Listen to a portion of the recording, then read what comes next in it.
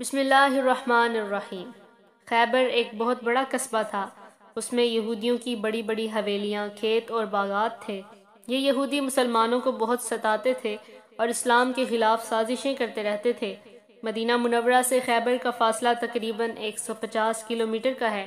حدیبیہ سے تشریف لانے کے بعد آپ صلی اللہ علیہ وآلہ وسلم 1 ماہ تک یا اس سے کچھ کم مدت تک یعنی ذی الحجہ 6 ہجری کے آخر تک مدینہ ہی میں رہے، اور اس کے بعد آپ صلی اللہ علیہ وآلہ وسلم خیبر کی طرف روانہ ہوئے۔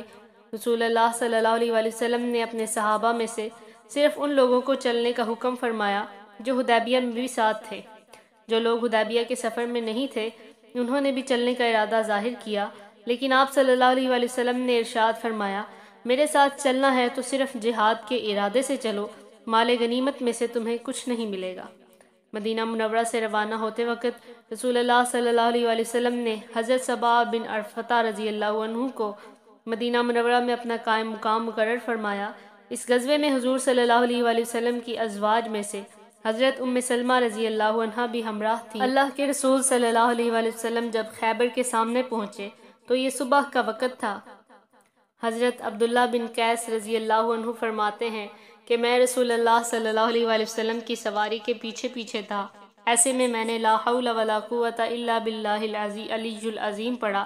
میرے منہ سے یہ کلمہ سن کر حضور صلی اللہ علیہ وآلہ وسلم نے ارشاد فرمایا، اے عبداللہ، کیا میں تمہیں ایسا کلمہ نہ بتا دوں جو جنت کے خزانوں میں سے ہے؟ میں نے عرض کیا، اے اللہ کے رسول، ضرور بتائیے۔ آپ صلی اللہ علیہ وآلہ وسلم نے ارشاد فرمایا، وہ یہی کلمہ ہے جو تم نے پڑھا ہے، یہ جنت کے خزانوں میں سے ایک خزانہ ہے اور یہ کلمہ اللہ تعالیٰ کو بہت پسند ہے۔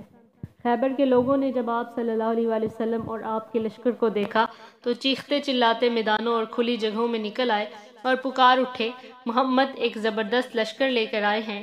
یہودیوں کی تعداد وہاں تقریباً 10,000 تھی اور وہ یہ سوچ بھی نہیں سکتے تھے کہ مسلمان ان سے مقابلہ کرنے کے لیے نکل کھڑے ہوں گے۔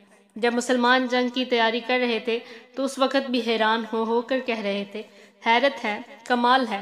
نبی کریم صلی اللہ علیہ وآلہ وسلم نے یہودیوں کے ان قلعوں میں سب سے پہلے ایک قلعہ نطات کی طرف توجہ فرمائی اور اس کا محاصرہ کر لیا۔ اس مقام پر آپ صلی اللہ علیہ وآلہ وسلم نے ایک مسجد بھی بنوائی۔ حضور صلی اللہ علیہ وآلہ وسلم جتنے دن خیبر میں رہے اسی مسجد میں نماز ادا فرماتے رہے۔ اس جنگ کے موقع پر آپ صلی اللہ علیہ وآلہ وسلم نے 2 زرہیں پہن رکھی تھی اور گھوڑے پر سوار تھے۔ رسول اللہ صلی اللہ علیہ وآلہ وسلم کے گھوڑے کا نام ضرب تھا۔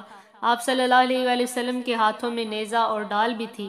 آپ صلی اللہ علیہ وآلہ وسلم نے اپنے ایک صحابی کو پرچم دیا، وہ پرچم اٹھائے آگے بڑھے۔ انہوں نے زبردست جنگ کی لیکن ناکام لوٹ آئے۔ آپ صلی اللہ علیہ وآلہ وسلم نے پرچم ایک دوسرے صحابی کو دیا، وہ بھی ناکام لوٹ آئے۔ محمد بن مسلمہ رضی اللہ عنہ کے بھائی محمود بن مسلمہ رضی اللہ عنہ قلعہ کی دیوار کے نیچے تک پہنچ گئے، لیکن اوپر سے مرحب نامی یہودی نے ان کے سر پر ایک پتھر دے مارا اور وہ شہید ہو گئے۔ کہا جاتا ہے کہ قلعہ کی دیوار کے قریب انہوں نے بہت سخت جنگ کی تھی۔ جب بالکل تھک گئے تو اس قلعہ کی دیوار کے سائے میں دم لینے لگے۔ اسی وقت اوپر سے مرحب نے پتھر گرایا تھا۔ قلعہ نطات کے لوگ 7 دن تک برابر جنگ کرتے رہے۔ حضور صلی اللہ علیہ وآلہ وسلم روزانہ محمد بن مسلمہ رضی اللہ عنہ کو ساتھ لے کر جنگ کے لیے نکلتے رہے۔ پڑاؤ میں حضرت عثمان رضی اللہ عنہ کو نگران بناتے۔ شام کے وقت حضور صلی اللہ علیہ وآلہ وسلم اسی جگہ واپس آ جاتے، زخمی مسلمان بھی وہیں پہنچا دیے جاتے۔ رات کے وقت ایک دستہ لشکر کی نگرانی کرتا، باقی لشکر سو جاتا۔ آپ صلی اللہ علیہ وآلہ وسلم بھی نگرانی کرنے والے دستے کے ساتھ گشت کے لیے نکلتے۔ کئی روز تک جب قلعہ فتح نہ ہوا تو حضور صلی اللہ علیہ وآلہ وسلم نے محمد بن مسلمہ رضی اللہ عنہ سے فرمایا، آج میں پرچم اس شخص کو دوں گا جو اللہ اور اس کے رسول سے محبت کرتا ہے اور اللہ اور رسول بھی اس سے محبت کرتے ہیں اور وہ پیٹھ دکھانے والا نہیں ہے۔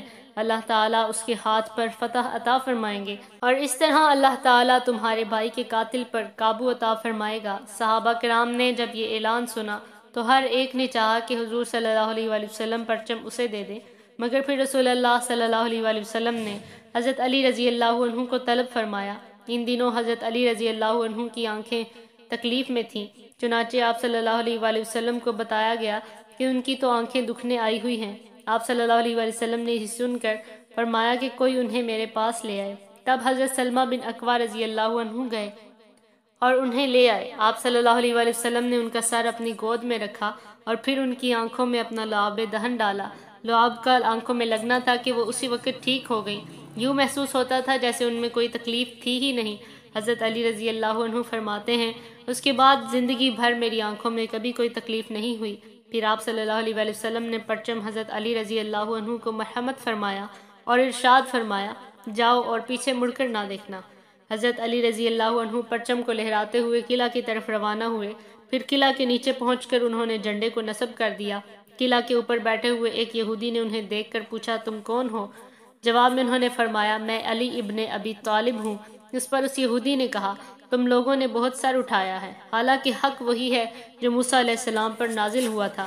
پھر یہودی قلعہ سے نکل کر ان کی طرف بڑھے۔ ان میں سب سے آگے حرش تھا، وہ مرہب کا بائی تھا۔ یہ شخص اپنی بہادری کے سلسلے میں بہت مشہور تھا۔ اس نے نزدیک آتے ہی حضرت علی رضی اللہ عنہ پر حملہ کیا۔ حضرت علی رضی اللہ عنہ نے اس کا وار روکا اور جوابی حملہ کیا۔ اس طرح دونوں کے درمیان تلوار چلتی رہی۔ آخر حضرت علی رضی اللہ عنہ نے اسے خون میں نہلا دیا۔ اس کے گرتے ہی مرہب آگے آیا۔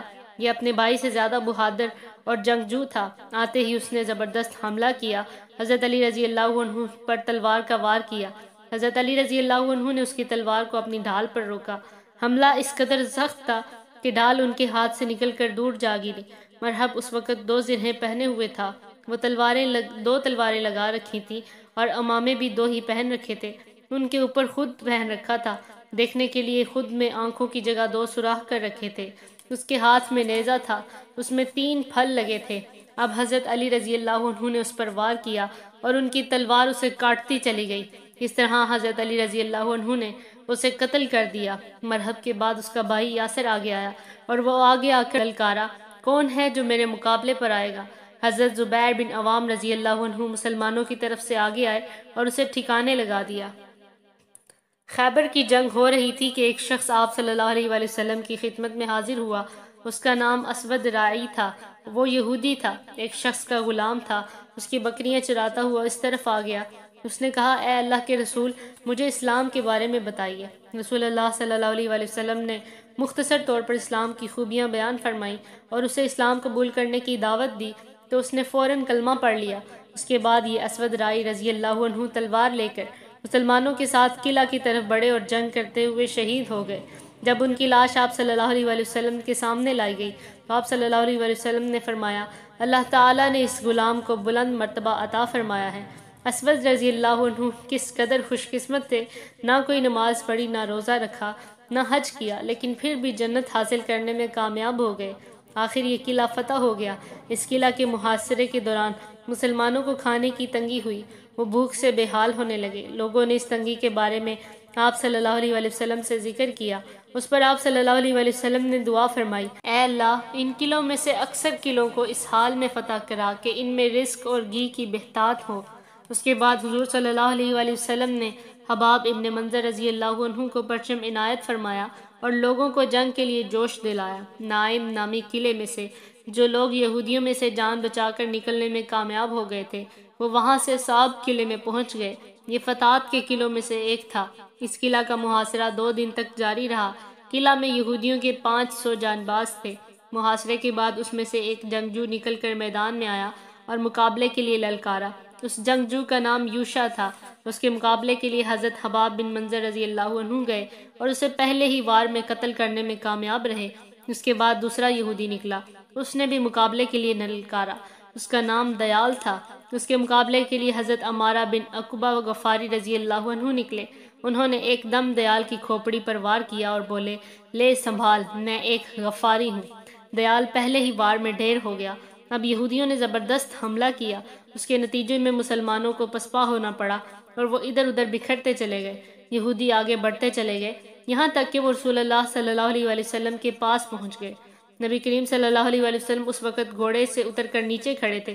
اس حالت میں حضرت حباب رضی اللہ عنہ پوری طرح ثابت قدم رہے اور جم کر لڑتے رہے، اور رسول اللہ صلی اللہ علیہ وآلہ وسلم نے مسلمانوں کو پکارا اور جوش دلایا تو وہ پلٹ کر یہودیوں پر حملہ آور ہوئے۔ انہوں نے یہودیوں پر ایک بھرپور حملہ کیا۔ حضرت حباب بن منظر رضی اللہ عنہ نے دشمن پر زبردست یلغار کی۔ یہودی اس حملے کی تاب نہ لا سکے اور تیزی سے پسپا ہو گئے، یہاں تک کہ اپنی حویلیوں تک پہنچ گئے۔ اندر گھستے ہی انہوں نے دروازے بند کر لیے۔ اب مسلمانوں نے یلغار کی اور یہودیوں کو قتل کرنے لگے، ساتھ میں انہیں گرفتار بھی کرنے لگے۔ آخر قلعہ فتح ہو گیا۔ اس قلعہ میں مسلمانوں کو بڑے پیمانے پر گیہوں، کھجوریں اور گھی، شہد، شکر، زیتون کا تیل اور چربی ہاتھ آیا۔ یہاں سے مسلمانوں کو بہت سا جنگی سامان بھی ہاتھ لگا، اس میں منجنیق، زرہیں، تلواریں وغیرہ شامل تھیں۔ اس قلعہ سے جو یہودی جان بچا کر باغ نکلنے میں کامیاب ہوئے، انہوں نے کلہ نامی قلعے میں پناہ لے لی۔ یہ قلعہ ایک پہاڑ کی چوٹی پر تھا۔ مسلمانوں نے اس کا بھی محاصرہ کر لیا۔ ابھی محاصرے کو 3 دن گزرے تھے کہ ایک یہودی حضور صلی اللہ علیہ وسلم کے پاس آیا اور بولا، اے ابو القاسم، آپ اگر میری جان بخشی کر دیں تو میں آپ کو ایسی اہم خبریں دوں گا کہ آپ اطمینان سے قلعہ فتح کر لیں گے، ورنہ آپ اگر اس قلعے کا 1 مہینے تک محاصرہ کیے رہیں تو بھی اس کو فتح نہیں کر سکیں گے، کیونکہ اس قلعہ میں زمین دوز نہریں ہیں۔ وہ لوگ رات کو نکل کر نہروں میں سے ضرورت کا پانی لے لیتے ہیں۔ اب اگر آپ ان کا پانی بند کر دیں تو یہ لوگ نہایت آسانی سے شکست مان لیں گے۔ نبی کریم صلی اللہ علیہ وسلم نے اسے امان دے دی۔ اس کے بعد اس کے ساتھ ان نہروں پر تشریف لے گئے اور یہودیوں کا پانی بند کر دیا۔ اب یہودی قلعہ سے باہر نکلنے پر مجبور ہو گئے۔ خون ریز جنگ ہوئی اور آخر کار یہودی شکست کھا گئے۔ اس طرح مسلمانوں نے فتات کے 3 حصے فتح کر لیے۔ اب وہ شک کے قلعوں کی طرف روانہ ہوئے۔ اس میں بھی کئی قلعے تھے۔ مسلمان سب سے پہلے قلعہ ابئی کی طرف بڑھے۔ یہاں زبردست جنگ ہوئی۔ سب سے پہلے یہودیوں میں سے ایک جنگجو باہر نکلا، اس کا نام غزوال تھا۔ اس نے مسلمانوں کو مقابلے کی دعوت دی۔ اس کی للکار پر حضرت حباب بن منظر رضی اللہ عنہ آگے آئے۔ انہوں نے نزدیک پہنچتے ہی غزوال پر حملہ کر دیا۔ پہلے ہی وار میں اس کا دایاں ہاتھ کلائی پر سے کٹ گیا۔ وہ زخمی ہو کر واپس بھاگا۔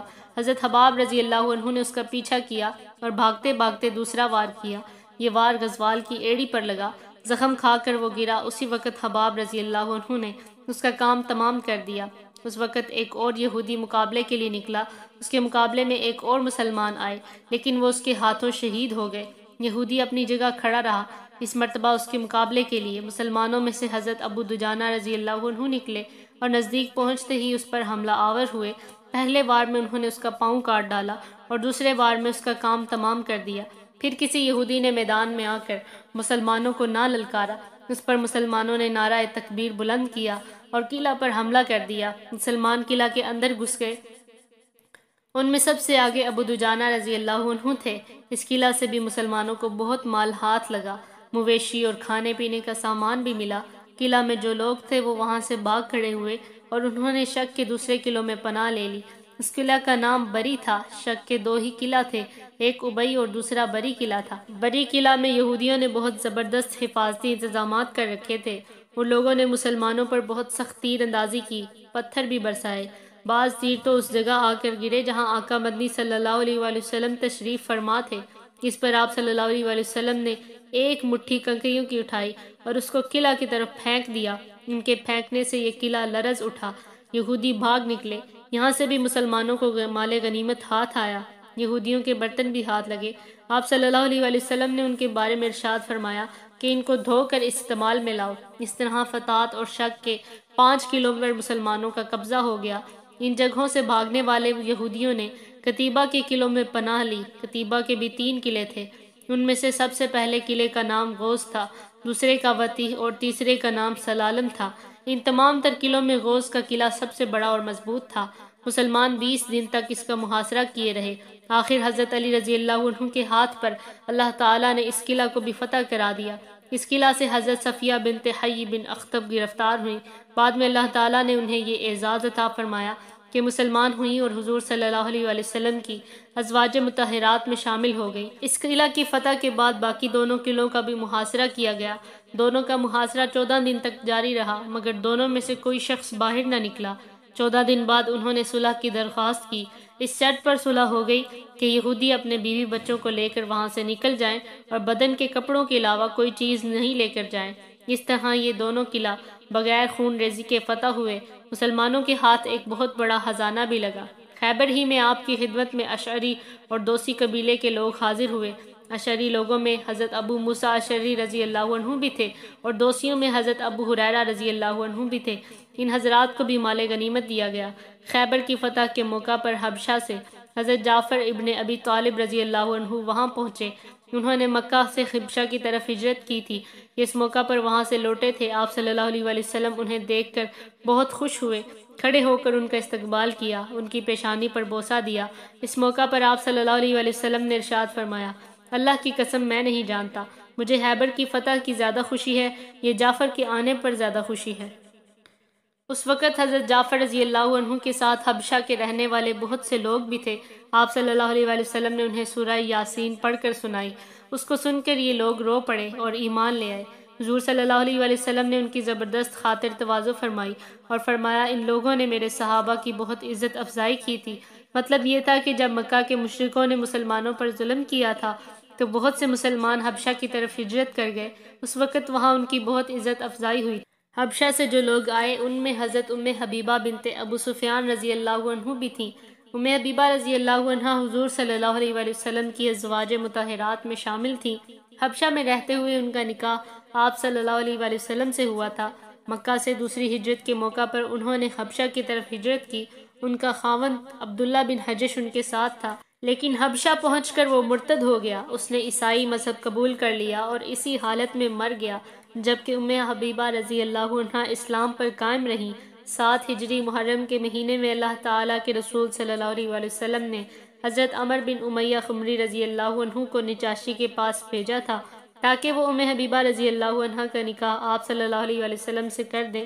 چنانچہ یہ نکاح نجاشی نے پڑھایا تھا۔ اس نکاح سے پہلے حضرت ام حبیبہ رضی اللہ عنہ نے ایک خواب دیکھا تھا، اس میں انہیں کوئی پکارنے والا ام المؤمنین کہہ کر پکار رہا تھا۔ اس سے ام حبیبہ رضی اللہ عنہ گھبرا گئیں۔ جب انہیں حضور صلی اللہ علیہ وآلہ وسلم کی طرف سے نکاح کا پیغام ملا تو تب انہیں اس کی تعبیر معلوم ہوئی۔ ان کا مہر بھی شاہ نجاشی کی طرف سے ادا کیا گیا، شادی کا کھانا بھی انہی کی طرف سے کھلایا گیا۔ نجاشی کی جس کنیز کے ذریعے سے یہ سارے معاملات طے ہوئے تھے، وہ کنیز بھی اللہ تعالیٰ کے رسول صلی اللہ علیہ وآلہ وسلم پر ایمان لے آئی تھی، اور انہوں نے اپنے ایمان لانے کا پیغام حضرت ام حبیبہ رضی اللہ عنہ کے ذریعے رسول کریم صلی اللہ علیہ وآلہ وسلم کو بھیجا تھا۔ آپ کو جب اس کنیز کا پیغام ملا تو آپ مسکرائے اور فرمایا، اس پر سلامتی ہو۔ خیبر کی فتح کے بعد وہاں کی ایک بستی فدق کے لوگ حضور صلی اللہ علیہ وآلہ وسلم کی خدمت میں حاضر ہوئے۔ جو لوگ حاضر ہوئے ان کے سردار کا نام نون بن یوشع تھا۔ اس نے حضور صلی اللہ علیہ وآلہ وسلم سے عرض کیا، ہم اس بات پر صلح کرنے کے لیے تیار ہیں کہ ہماری جاں بخشی کر دی جائے اور ہم لوگ اپنا مال اور سامان لے کر فدق سے جلا وطن ہو جائیں۔ حضور صلی اللہ علیہ وآلہ وسلم نے ان کی یہ بات منظور فرما لی۔ اس سلسلے میں ایک روایت یہ ہے کہ یہودیوں نے فدق کا نصف دینے کی بات کی تھی اور آپ صلی اللہ علیہ وآلہ وسلم نے اس کو منظور فرما لیا۔ فدق کی یہ بستی چونکہ جنگ کے بغیر حاصل ہو گئی تھی، اس لیے یہ مال فے تھا، یعنی دشمن سے جنگ کے بغیر حاصل کیے جانے والا مال، جس کے خرچ کا مسلمانوں کے حکمران کو اختیار ہوتا ہے۔ چنانچہ آپ صلی اللہ علیہ وآلہ وسلم اس کی آمدنی میں سے اپنے گھر والوں پر بھی خرچ کیا کرتے تھے۔ بنی ہاشم کے چھوٹے بچوں کی پرورش بھی اس کی آمدنی سے فرماتے تھے۔ بنی ہاشم کی بیواؤں کی شادیاں کرتے تھے۔ حضور صلی اللہ علیہ وآلہ وسلم کی وفات کے بعد حضرت ابوبکر صدیق رضی اللہ عنہ خلیفہ بنے تو حضرت فاطمہ رضی اللہ عنہ نے سمجھا کہ فدق کا علاقہ حضور صلی اللہ علیہ وآلہ وسلم کی ملکیت تھا، لہٰذا مجھے وراثت میں ملنا چاہیے۔ چنانچہ انہوں نے حضرت ابوبکر صدیق رضی اللہ عنہ سے درخواست کی کہ فدق کا علاقہ انہیں دے دیا جائے۔ ابوبکر صدیق رضی اللہ عنہ نے انہیں مسئلہ سمجھایا اور فرمایا، رسول اللہ صلی اللہ علیہ وآلہ وسلم نے فرمایا ہے کہ ہم نبیوں کی میراث تقسیم نہیں ہوتی، ہم جو کچھ چھوڑ جاتے ہیں وہ مسلمانوں کے لیے صدقہ ہوتا ہے۔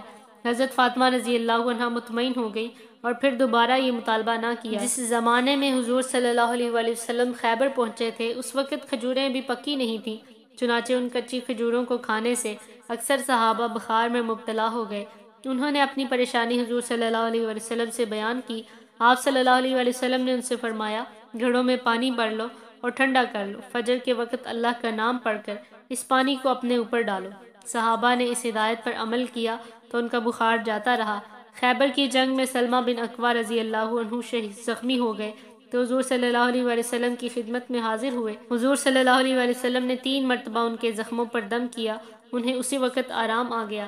اس غزوے میں ایک واقعہ یہ پیش آیا کہ نبی کریم صلی اللہ علیہ وآلہ وسلم کو قضائے حاجت کے لیے جانا تھا۔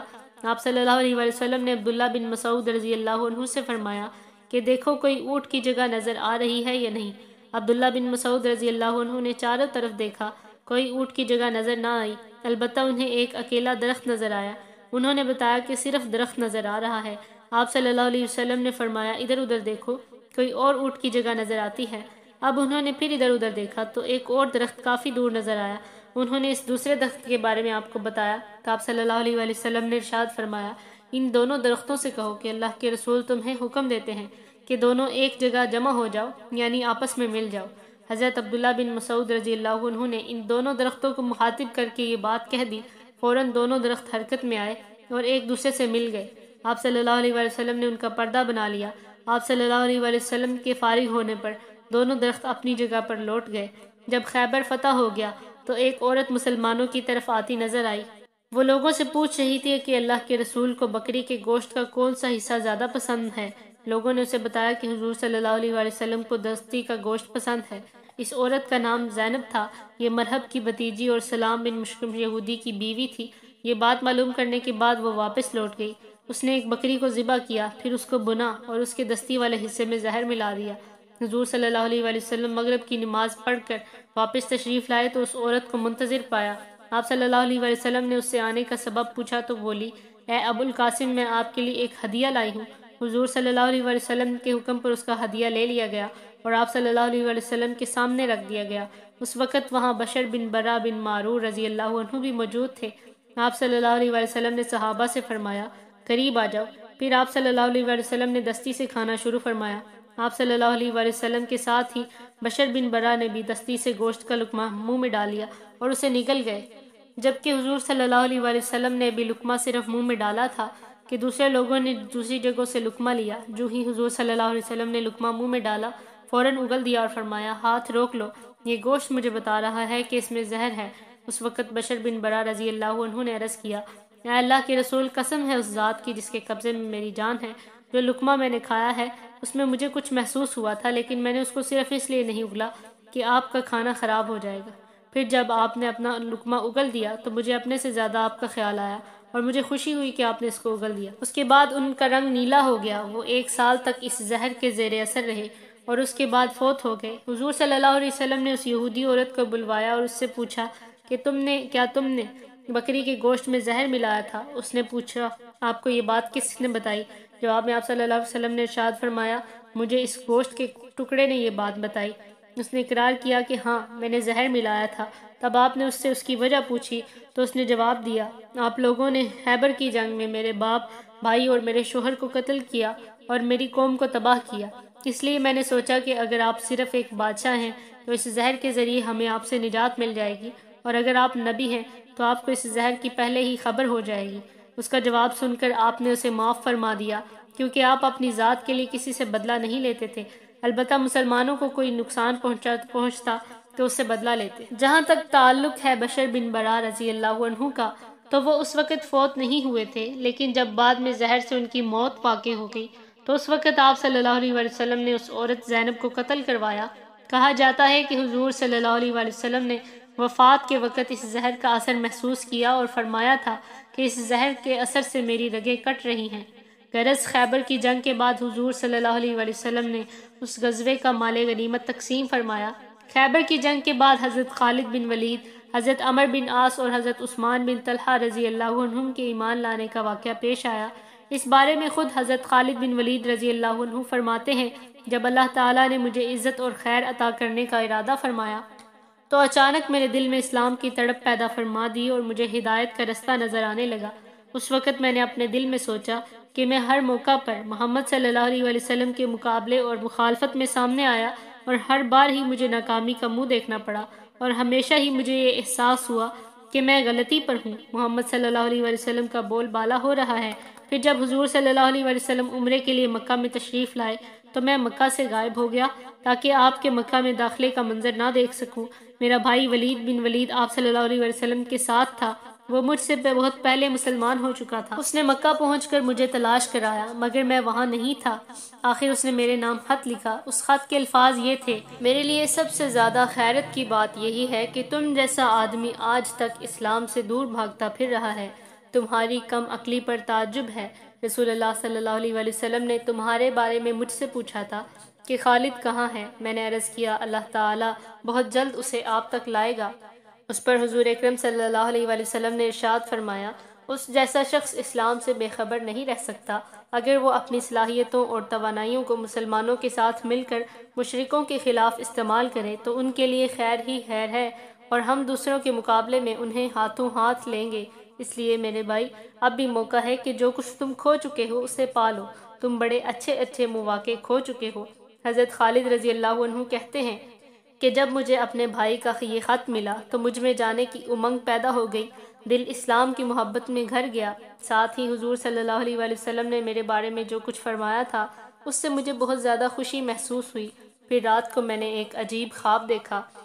میں نے دیکھا کہ میں ایک انتہائی تنگ اور خشک علاقے میں ہوں، لیکن پھر اچانک وہاں سے نکل کر ایک نہایت سرسبز و شاداب اور بہت بڑے علاقے میں پہنچ گیا ہوں۔ اس کے بعد جب ہم نے مدینہ منورہ کی طرف جانے کا فیصلہ کیا تو مجھے صفوان ملے۔ میں نے ان سے کہا، صفوان، تم دیکھ رہے ہو کہ محمد صلی اللہ علیہ وآلہ وسلم عرب اور عجم پر چھا رہے ہیں، اس لیے کیوں نہ ہم بھی ان کے پاس پہنچ کر ان کی اطاعت قبول کر لیں، کیونکہ حقیقت میں ان کی بلندی خود ہماری ہی سربلندی ہے۔ اس پر صفوان نے کہا، میرے علاوہ اگر ساری دنیا بھی ان کی اطاعت قبول کر لے میں پھر بھی نہیں کروں گا۔ اس کا جواب سن کر میں نے سوچا، اس کا باپ اور بھائی جنگ بدر میں مارے گئے ہیں، لہٰذا اس سے امید رکھنا فضول ہے۔ چنانچہ اس سے مایوس ہو کر میں ابو جہل کے بیٹے اکرمہ کے پاس گیا اور اس سے بھی وہی بات کہی جو صفوان سے کہی تھی، مگر اس نے بھی وہی جواب دیا۔ میں نے اس سے کہا، اچھا خیر، لیکن تم میری بات کو راز میں رکھنا۔ جواب میں اکرمہ نے کہا، ٹھیک ہے، میں کسی سے ذکر نہیں کروں گا۔ اس کے بعد میں عثمان بن طلحہ سے ملا۔ یہ میرا دوست تھا، اس کے بھی باپ اور بھائی وغیرہ غزوہ بدر میں مارے جا چکے تھے، لیکن میں نے اس سے دل کی بات کر دی، اس نے فوراً میری بات مان لی۔ ہم نے مدینہ جانے کا وقت، دن اور جگہ طے کر لی۔ ہم دونوں مدینہ منورہ کی طرف روانہ ہوئے۔ ایک مقام پر ہمیں عمر بن عاص رضی اللہ عنہ ملے۔ ہمیں دیکھ کر انہوں نے خوشی کا اظہار کیا، ہم نے بھی انہیں مرحبا کہا۔ اس کے بعد عمر نے پوچھا، آپ لوگ کہاں جا رہے ہیں؟ ہم نے صاف کہہ دیا کہ ہم اسلام قبول کرنے جا رہے ہیں۔ عمر بن عاص رضی اللہ عنہ فوراً بولے، میں بھی تو اسی لیے جا رہا ہوں۔ اس پر تینوں خوش ہوئے اور مدینہ منورہ کی طرف چلے۔ آخر ہرہ کے مقام پر پہنچ کر اپنی سواریوں سے اترے۔ ادھر اللہ تعالیٰ کے رسول صلی اللہ علیہ وآلہ وسلم کو ہماری آمد کی اطلاع ہو گئی۔ آپ صلی اللہ علیہ وآلہ وسلم نے اپنے صحابہ سے ارشاد فرمایا، مکہ نے اپنے جگر پارے تمہارے سامنے لا ڈالے ہیں۔ اس کے بعد ہم اپنے بہترین لباس میں حضور صلی اللہ علیہ وآلہ وسلم کی خدمت میں حاضر ہونے کے لیے چلے۔ اسی وقت میرے بھائی ولید ہم تک پہنچ گئے اور بولے، جلدی کرو، اللہ کے رسول تمہاری آمد پر بہت خوش ہیں اور تم لوگوں کا انتظار فرما رہے ہیں۔ چنانچہ اب ہم تیزی سے آگے روانہ ہوئے، یہاں تک کہ حضور صلی اللہ علیہ وآلہ وسلم تک پہنچ گئے۔ ہم نے آپ صلی اللہ علیہ وآلہ وسلم کو سلام کیا۔ آپ صلی اللہ علیہ وآلہ وسلم نے گرم جوشی سے سلام کا جواب دیا۔ اس کے بعد میں نے کہا، میں گواہی دیتا ہوں کہ اللہ کے سوا کوئی معبود نہیں، اور یہ کہ آپ اللہ کے رسول ہیں۔ اس پر حضور صلی اللہ علیہ وآلہ وسلم نے فرمایا، تمام تعریفیں اسی اللہ کے لیے ہیں جس نے تمہیں ہدایت عطا فرمائی ہے۔ میں جانتا تھا کہ تم عقل مند ہو، اس لیے میری یہ آرزو تھی اور مجھے امید تھی کہ تم خیر کی طرف ضرور جھکو گے۔ اس کے بعد میں نے عرض کیا، اللہ کے رسول اللہ تعالیٰ سے دعا فرمائیں کہ وہ میری ان غلطیوں کو معاف فرما دیں جو میں نے آپ کے مقابلے پر آ کر کی تھیں۔ حضور صلی اللہ علیہ وآلہ وسلم نے ارشاد فرمایا، اسلام قبول کرنا سابقہ تمام غلطیوں اور گناہوں کو مٹا دیتا ہے۔ اسی طرح عمر بن عاص اور عثمان بن طلحہ رضی اللہ عنہما آگے آئے اور انہوں نے بھی اسلام قبول کیا۔ یہاں یہ بات ذہن میں رہے کہ عمر بن عاص رضی اللہ عنہ نے دراصل اس سے پہلے شاہ حبشہ نجاشی کے ہاتھ پر اسلام قبول کر لیا تھا۔ اس طرح ایک تابعی کے ہاتھ پر ایک صحابی نے اسلام قبول کیا۔ کیونکہ نجاشی صحابی نہیں تھے، انہوں نے حضور صلی اللہ علیہ وآلہ وسلم کو نہیں دیکھا تھا، لیکن تابعی وہ اس لیے ہیں کہ انہوں نے صحابہ کرام کو دیکھا تھا۔ حضرت خالد بن ولید رضی اللہ عنہ کے مسلمان ہونے کے بعد حضور نبی کریم صلی اللہ علیہ وآلہ وسلم نے انہیں ہمیشہ گھڑ سوار دستے کا امیر بنائے رکھا۔ حضرت عمر بن عاص رضی اللہ عنہ بھی بہترین جنگی صلاحیتوں کے مالک تھے۔ وہ خود فرماتے ہیں کہ اللہ کی قسم، ہمارے مسلمان ہونے کے بعد اللہ کے رسول نے جنگی معاملات میں میرے اور خالد بن ولید رضی اللہ عنہ کے برابر کسی کو نہیں سمجھا۔ پھر حضرت ابو بکر صدیق رضی اللہ عنہ کی خلافت کے دوران بھی ہمارا یہی درجہ رہا۔ صلح حدیبیہ میں طے پایا تھا کہ مسلمان اس سال تو عمرہ کیے بغیر لوٹ جائیں گے، البتہ انہیں آئندہ سال عمرہ کرنے کی اجازت ہوگی۔ اس معاہدے کی روح سے آپ صلی اللہ علیہ وآلہ وسلم عمرہ قضاء کی نیت کر کے مدینہ منورہ سے روانہ ہوئے۔ اس موقع پر حضور صلی اللہ علیہ وآلہ وسلم کے ساتھ 2000 صحابہ تھے۔ روانہ ہوتے وقت آپ صلی اللہ علیہ وآلہ وسلم نے اعلان فرمایا تھا کہ جو لوگ حدیبیہ میں کے موقع پر موجود تھے ان سب کا ساتھ چلنا ضروری ہے۔ چنانچہ وہ سبھی صحابہ ساتھ روانہ ہوئے۔ ان کے علاوہ کچھ وہ تھے جو حدیبیہ میں شریک نہیں تھے۔ حضور صلی اللہ علیہ وآلہ وسلم کے ساتھ قربانی کے جانور بھی تھے۔ اس سفر میں حضور صلی اللہ علیہ وآلہ وسلم نے احتیاط کے طور پر ہتھیار بھی ساتھ لے لیے تھے۔ مسلمانوں میں سے 100 آدمی گھڑ سوار تھے۔ ان کے امیر محمد بن مسلمہ رضی اللہ عنہ تھے۔ حضور صلی اللہ علیہ وآلہ وسلم نے مسجد نبوی کے دروازے سے احرام باندھ لیا تھا۔